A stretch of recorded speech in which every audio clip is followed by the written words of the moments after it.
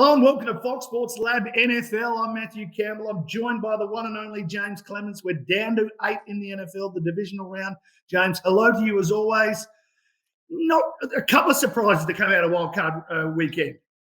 G'day, Matty. This is such an awesome round. I'll tell you what, the divisional round is the best one. Like, you can have your title games, you can have your Super Bowl, you can have your Super Wildcard, but the divisional round is the best because you got the 8 best teams. You're right there, Matty. I love this. We had a couple of surprises coming out of week one because what happened? We saw the Cowboys. What do they do, Matty?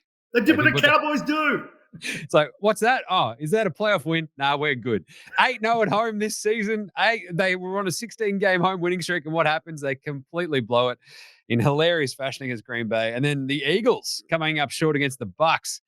That was not a giant surprise because it was obviously they'd been so bad down the stretch. But otherwise, I think the composure of CJ Stroud for Houston was like one of the big things coming out of the weekend. And we'll sort of talk about that as they take Baltimore on. But that's kind of the thing, right? You get through the wildcard round and you forget that the 1 seeds haven't played yet. You're like, oh, yeah, that's right. The 2 really good teams, we haven't even seen them yet. This is chaos. So it's a great setup.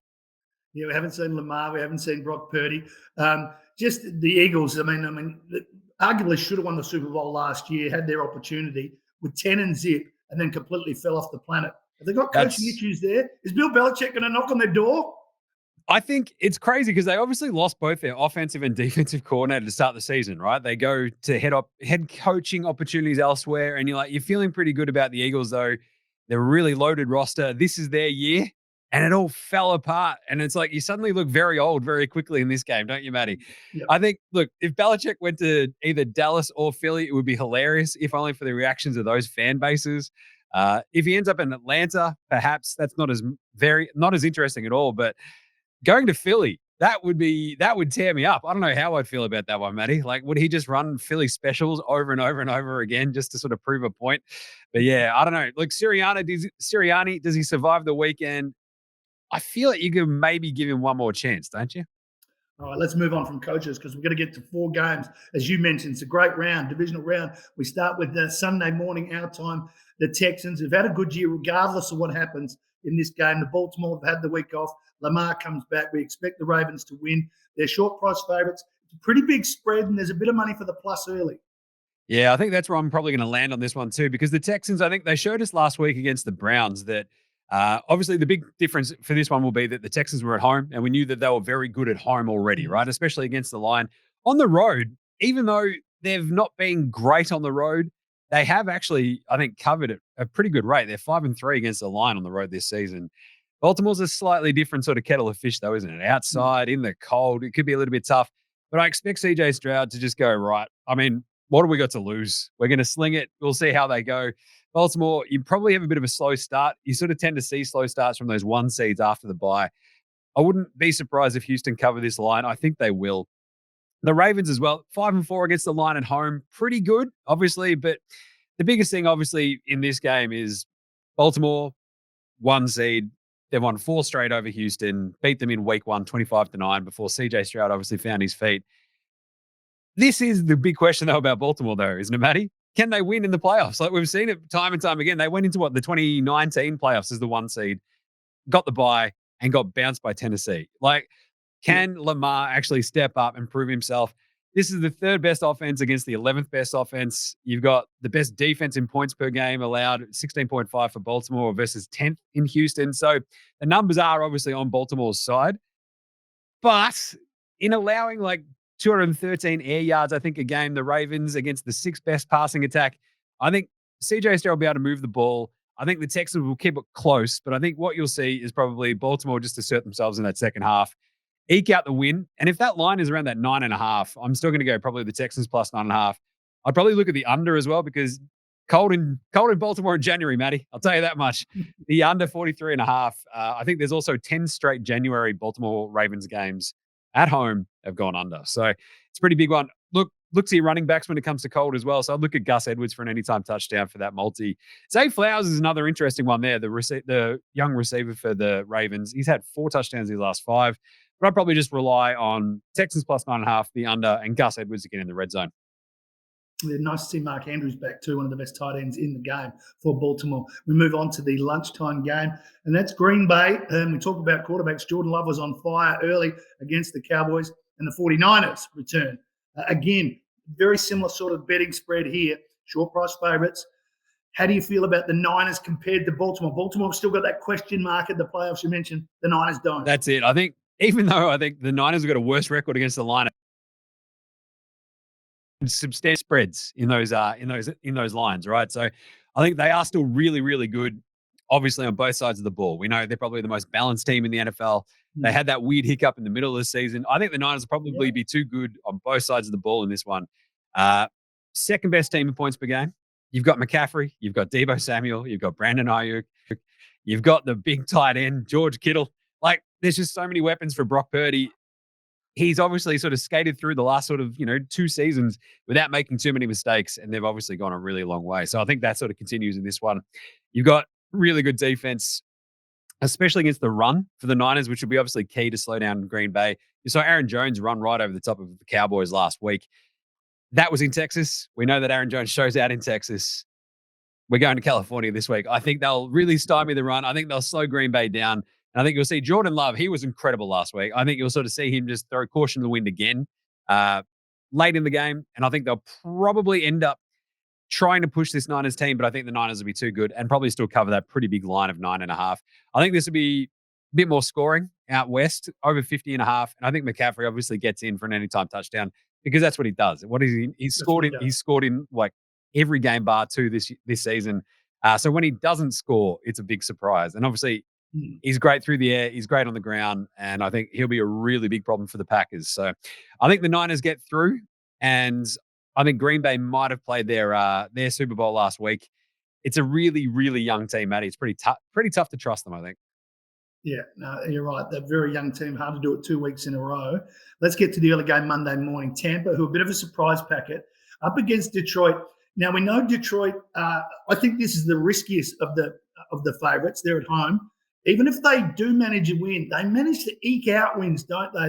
It's not as if they belt sides by big lines. It's usually a one-score game. Yeah, I mean, the Lions actually beat Tampa in a really just horrendous game back in October. It was like 20-6, and they were very big favorites. And again, it was really hard to trust them then. It's pretty hard to trust them now, even at home. You did see, was it Todd Bowles being asked about, what do you think about the weather in Detroit? He's like, dude, it's in a dome. I don't care about the weather. This is great. So, look, I think Tampa Bay, Baker showed us a lot last week. He just really just showed the old Baker Mayfield cojones. It's wonderful to see in the playoffs, isn't it? You just go, right, I was the number 1 pick for a reason. Off he went. They destroy the Eagles. I think they'll have a pretty okay time moving the ball against this Detroit defense. We saw the Rams really sort of, especially early, right? Matt Stafford was really good against the Lions, moving the ball to Puka Nacua. I think you'll see Baker probably have a little bit of success. I'd probably look at Mike Evans for an anytime touchdown in this one as well. But I do tend to think the Tampa Bay sort of offense and defense, they've got their sort of veterans. They've got a good mix. Baker will keep the defense on the toes, but I think at home, they're probably just a little bit too good. But this line is probably just a little bit too high for my blood. So I don't mind Tampa Bay plus 6.5. I'd probably go the under as well, just because I don't trust Tampa to really sort of light it up too much. I think what you'll see is that 23-20 sort of game where the Lions, again, very similar to last week against the Rams, where they sort of just win the arm wrestle. But there you go. So I think Tampa Bay plus 6.5, the under. I love both the receivers, though, on either side. So Amon-Ra St. Brown, he's been one of my favorites all season, Matty. You know that.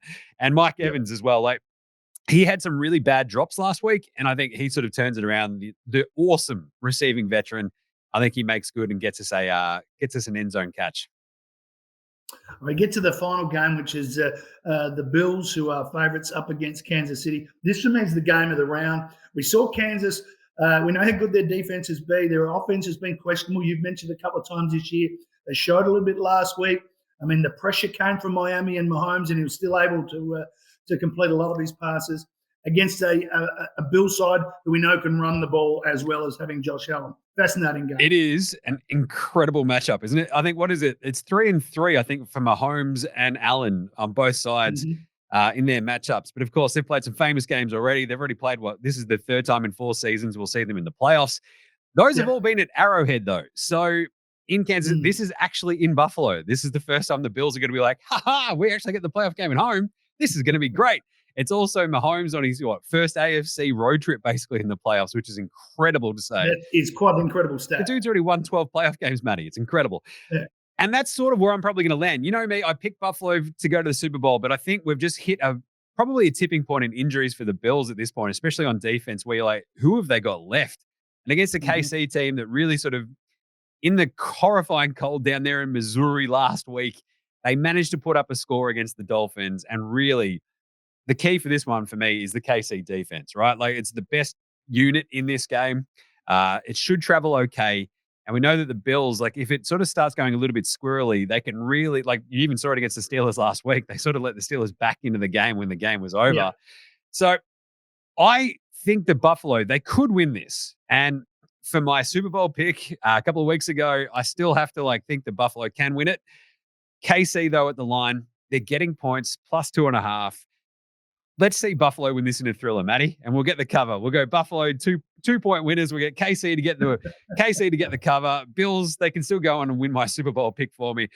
But it does feel like it's super tight. This is all about the KC defense, and I think they'll really, really, really play this Bills team pretty tough. And then it's Mahomes on the other side, right? Make this really holy Bills defense work.